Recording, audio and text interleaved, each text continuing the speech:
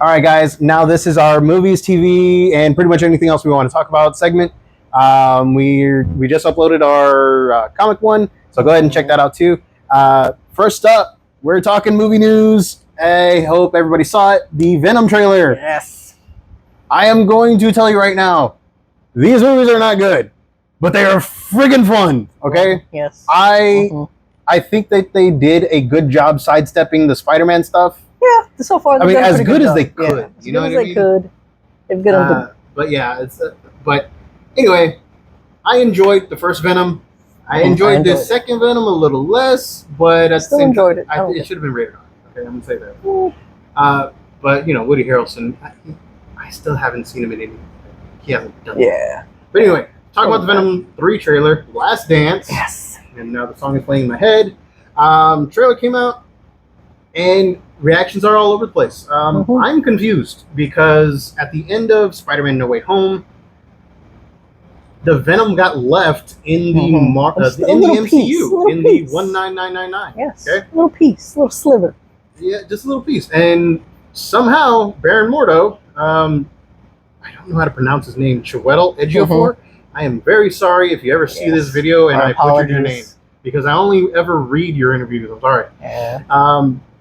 But yeah, he just shows up and takes the piece that was left in the MCU. So that was very confusing. According to Venom inside in the actual trailer, his home planet found him. Yes. The Klingon are invading somehow. I guess. Look kind of like Transformers, honestly. Yeah, like the shot really from Transformers. Yeah. About the only cool shot in the whole movie. Come on, man. I like the first two.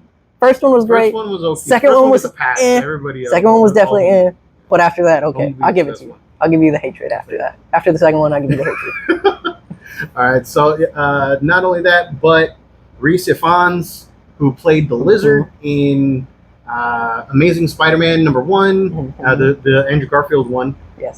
Best Spider-Man. Also makes an appearance in the trailer as a hippie. Now, why is Rhys Ifans in Venom going to be in Venom at all as just a random hippie? Come on, man. Yes. Well, is he just hiding there? This isn't It's gonna be the hippie. this is conspiracy theorist stuff right here. But come on, man. Yes. He's got to be more than the hippie. Especially because Eddie's wearing the same clothes. Oh yeah, Eddie he's wearing the same clothes as at the end of that teaser. Yeah, he did.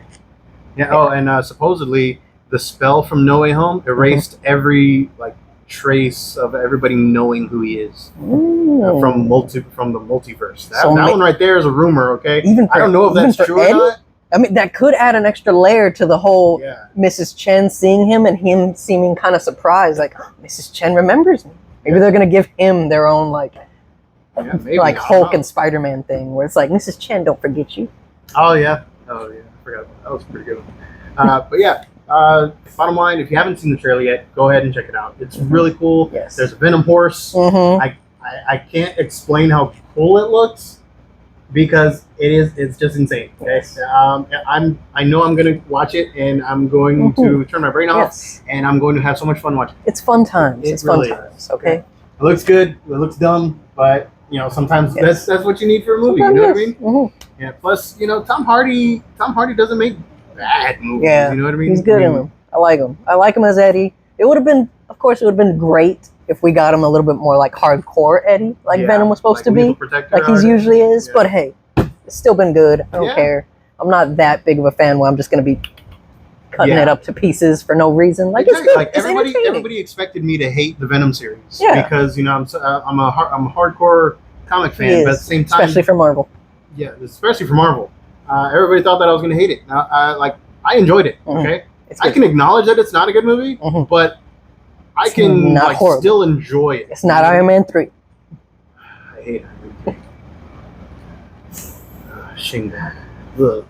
Anyway, thank you. Anyway, moving on to anime, kind of adjacent.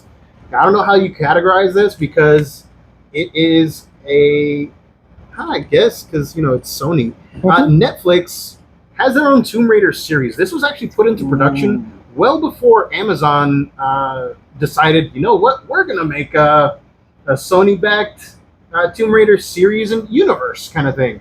And so yeah, that's kind of cool. But the really cool thing is Haley Otwell is voicing Lara Croft.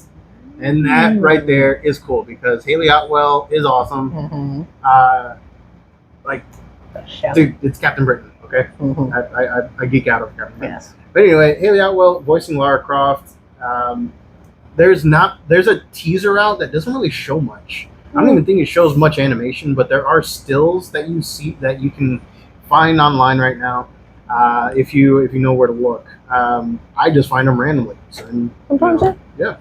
But yeah, definitely check that out. But it also has a release date of October 10th. So we still got a little bit of wait.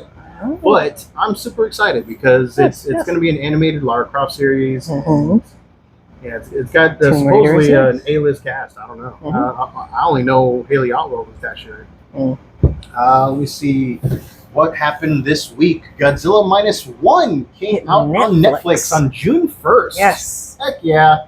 The best Godzilla movie that they've ever made. Pretty fantastic. Okay? I am a hardcore Godzilla fan. It is Eggzilla rating. What? I have no idea what you just said. I said it is Eggzilla rating. That's a bad one. That's a bad one. Anyway, as you can tell by our plushy little friend here, I am prepared. Okay, Godzilla -1 is actually on Netflix in the U.S. right now. Turn off our video, go and watch it, and then come back and leave comments saying, "Yep, I was right. You guys dubbed are right." too, just in case you don't like subtitles. It is dubbed. It is dubbed. I don't care whether or not something is dubbed or subbed. If the storyline is good, I will watch it in either one. Yes, okay? I'm the same way. But we know there's people out there that aren't that big of a fan of it. So it is dubbed, just in case. It is dubbed, like you said, and supposedly the dub is actually getting a very good reaction online. I know in a bunch of these other Godzilla movies, the English dubs are like very lackluster. And during an exciting scene, their voice does not go higher than this octave. But anyway, supposedly this one's very good. Yeah, I've seen little clips. Yeah, I watched the dub version as well. Just when it hit there. Voice actors, they're like voice actors. They getting into it. Yes. Yeah, all right. They put the emotion. I think our like current era of voice actors are just getting better because of this stuff. You know what I mean? Because of all the anime and foreign language stuff getting translated into English. So I think everybody's just stepping up their game, I guess. Exactly. But anyway, yeah, definitely go check out Godzilla -1 on Netflix as soon as you can. We are in no way affiliated with anything that we talk about in here. We're just two dumb guys. We just love this stuff. You the news. We love this stuff, Okay. Also, if you're a Godzilla fan and you did not get a chance to make it to Godzilla -1 minus color, don't worry. Supposedly later this summer on Netflix, they are going to upload that version as well. And like, if you're like me, I didn't get a chance to watch it, and I'm super bummed about it. But as soon as it gets put on there, guess what? This little guy is coming home with me. I'm getting a big tub of popcorn. I'm gonna watch that stuff. But yeah, moving on.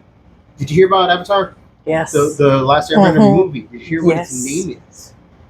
I saw it, but I temporarily forgot it. It is called Aang, the Last Airbender. Even though, well, it's before Tenzin and them. It's set in between. But we know he's not going to be the Last Airbender. I know, but okay. At the time, but I see what they're going for. I see what they're going for. I see what they're going for. Okay. But yeah, they announced that it has been moved. Earlier, they announced that it was moved back to 2026. So kind of bummed, but at the same time, dude, it's the original creators, and they're gonna make a masterpiece. Okay, it's gonna be fantastic. Yes, I'm hoping that it bridges the gap, because right now we got a bunch of comics that are being made by the creators, or at least ran by the creators, to make sure everything's canon and everything is situated correct. It just meshes together. So this one is actually made after all the comics, after the current comics. Yeah, because they're older, like 20s. I think 20s. like mid-20s. So I think on the thing I saw, Katara is like 26 and is 24. Oh yeah. So Yeah. So yeah, brand new cast except for Dante Bosco. That man can't just replace. If you replace Dante He's Bosco, legendary. like, everybody's gonna riot. He's so legendary. He voiced one of his own grandkids. He did. Oh my god, I forgot about that. His voice transcends generations. Exactly. Okay. All right. Rufio lives on in all of us. Okay. So whole new cast. Sum it up. Whole new cast. Except for Dante Bosco, he will be Fire Lord. Zuko. Yes. Random name. I don't know if this is real or not because I only found this on IMDb. Dave Bautista is going to be the villain. I've been seeing that. Too. I'd like to believe it is true. I hope it's real. All right, so that might be rumor, but I'm hoping it's real. True. Yes. Because Dave Bautista. Yes. Dave Bautista. I swear that the dude might be a geek. He might be. He has to be, bro. Yeah. Definitely. I mean, he's got a new movie coming out in a couple months too. That just looks funny. I don't know, but anyway, you see. What else about that? No, we covered the name, we covered the cast, we covered the possibility of oh man, Batista being a villain. Yes, Batista. Let me see, move on to hey, now we're going to reviews. Okay, now I know this week was Star Wars Acolyte, but don't worry, we're going to review that next week. Just because we did have a lot of news today, and we did kind of trail off. So we're going to review all 3 episodes of that next week. So stay tuned for that. This week, we are reviewing episode 3 of My Adventures with Superman. Yes. And if you can't tell, yes, we love this series because it is so wholesome, and everybody needs a little wholesome in their life right now. So opening shots, you open up with Superman saving a building. Yes. A building on fire. From a suspiciously named Silas Stone. Yeah. Now, you know DC Comics at all. You know that Silas Stone is actually the father of Victor Stone. Vic Stone.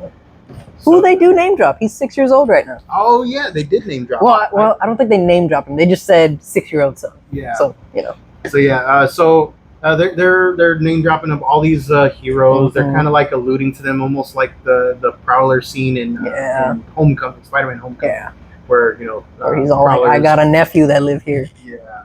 So yeah, I'm really hopeful for this series, and it's really good. Starts off really good. Animation top notch always. The voice acting astounding. Jack Quaid as Superman just knocks it out of the park again. He's doing great. The title, Full Metal Scientist. Full Metal Scientist. They are really harping on the whole manga anime inspo for this stuff. All right. If you don't know the series by now, dude, just go and watch it. Find some way to watch it. Okay. It's on HBO Max. Day after release, which releases on Saturday nights. Gets uploaded around 9 p.m. Central. 9 a.m. Central. On Sundays. On HBO Max or Max. Yeah. John Irons. Okay, I'm not a fan of the suit. Yeah, I wasn't. It seems too clunky. But it's because of the ending. Because of the ending too, it's like okay, they built it that way because it gets into. I don't know if I could say who it gets into. I don't know if it's like spoilers or whatever. But let's try to steer clear of as many spoilers. I'm just saying, what gave me, because I didn't like the chunkiness of it either. But who it ends up, going to, I'm like, okay, I understand that. The mech suit that John Irons is in the story, and that's in the solicitation. It's not really a spoiler. Does wind up in nefarious ends. Yes. At the end of the episode, but it's. Oh man, I can see so many different ways this storyline plays out. Yes. But yeah, the suit goes to somebody that's been name dropped in the first season, but not by their name. Yes. But he is named in the second episode of this season. And did you notice that they've done it again, where they were told not to use Lex Luthor. We've already talked about episodes 1 and 2. They were told not to use Lex Luthor in seasons 1 and 2, but there was an intern for Professor Ivo in the first season named Alex. And nobody ever said that he was not named Alexander Luthor. So this season, according to a bunch of interviews with the creators of the show, they were asked by the powers that be, is this supposed to be Lex Luthor? And they just came back with, well, we don't know his last name. It's not Lex Luthor. Do you want to be Lex Luthor?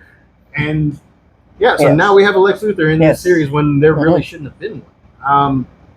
I think they knew what they was trying to like. Yeah, but they did it again.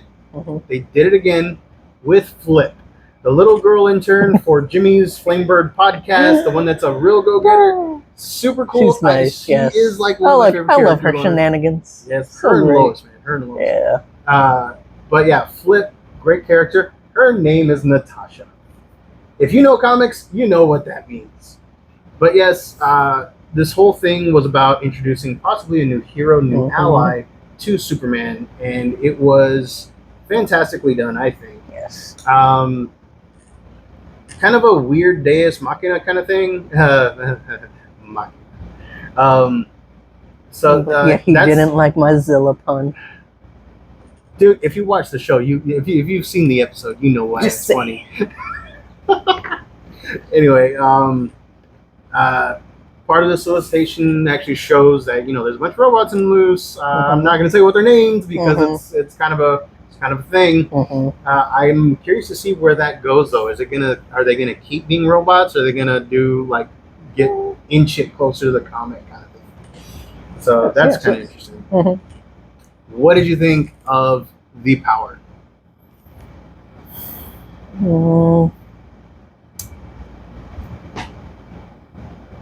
See, I got so much that I want to say here, but so we're trying to keep spoilers. Yes. We're trying to keep as little spoilers on this as possible by just giving you a review. But again, in the solicitations, it shows that he's getting the power. Yes, and it is reminiscent of a '90s era power. And I gotta say, man, in the '90s, it did not do well. In this one, it's kind of all right. Yeah, I mean, I like how they he does it. Yeah. I think by the end of the episode, he figured out how to use it a little too well for him to just he kind of does like this is almost Smallville level. Okay, I'm gonna learn how to not burn things with my eyes in 20 minutes and then do the rest of the episode and not burning things with my eyes. But I think it was a little too soon to introduce that thing, even though they've been teasing it for the first season. So not only that, but Lois Lane finally has a nemesis, a reporting nemesis, not an actual Lois Lane gets powers kind of thing. Yeah, I like it. Yeah, I like it. Pushes her to do better. Pushes her character to do better. More cracks starting to form in the foundation of Superman and Lois. She got that job offer. Yep, there's a job offer. There's a possibility of summoning, alien hordes from the dark depths of space. Yes. But yeah, it's dude, this episode is it was really good. All the Easter eggs in there were really nice. It was a bit simple, but it's nice. Wholesome stuff. Yes, exactly, wholesome stuff. Just because of the type of Deus Machina kind of thing, I'm gonna give this one a 3 out of 5. Yes. Yeah, it's very solid. Yeah, I do solid recommend episode. watching it, but it could have been better. Yes. Yeah. But yeah, that concludes our review for My Adventures with Superman episode 3. Tune in next week for episode 4. Yeah. Is this episode 4? No. This is because it was 2. No, it was 2 episode premiere. Oh yeah. Episode 3. You're right. Yes. I was gonna say Star Wars Acolyte, episodes 1, 2, and 3. Yes, that too. So next week we'll probably be light on news and more on reviews. Ha, that rhymed. Anyway, go ahead, hit the like and subscribe if you please, and follow our links in our About Me sections to the shop's Facebook page, Instagram, eBay page. If you ever see anything on here that you like or on any of those, shoot me a message and we'll find a way to get it to you. And just in case, just so y'all know, one movie coming out this weekend, Bad Boys 4. Oh, yeah. Will Will Smith finally come back? We'll see. Will he live the slap down? Yes. We'll find out. We'll see. We'll find out. And Peaky Blinders somebody in got an official movie. In that movie, I heard he got slapped. In the movie? Yes. Oh, one of the things I was saying is he got slapped. Okay. So maybe, If he slaps somebody or if he gets slapped, I'm going to laugh. Yes, I will laugh. And then Peaky Blinders as well, getting a movie on Netflix to wrap everything up. Cillian Murphy's going to be a producer on it. Well, that's all the news right there. Alrighty. Well, like I said, like and subscribe. Check out our About Me stuff. And we'll see you next week.